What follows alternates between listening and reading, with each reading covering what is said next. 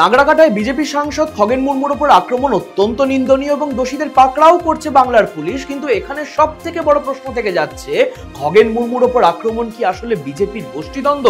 প্রথমত, জলপাইগুড়ির নাগরাকাটা কেন্দ্র 2021 সালে ভালো মার্জিনে জিতেছিল বিজেপি, আর 2024-এ জলপাইগুড়ি লোকসভাতেও বিজেপি জয়লাভ করে। তারপর ধরুন, একজন সাংসদ আর বিধানসভায় বিজেপির মুখ্য সচেতক এলাকায় ঢুকছেন, আর স্থানীয় বিজেপি কর্মীদের কিচ্ছু জানানো হয়নি। এটা আদৌ বিশ্বাসযোগ্য? নাকি স্থানীয় বিজেপি নেতৃত্ব নিউট্রাল কর্মীদের উপস্থিত থাকতে বাধা দিয়েছিল, যার কারণে আক্রমণ হওয়া সত্ত্বেও কোনো প্রতিরোধ হয়নি, আর বিজেপিরই পোষা গুন্ডারা এই তালে আক্রমণ করেন খগেন ও শঙ্করকে?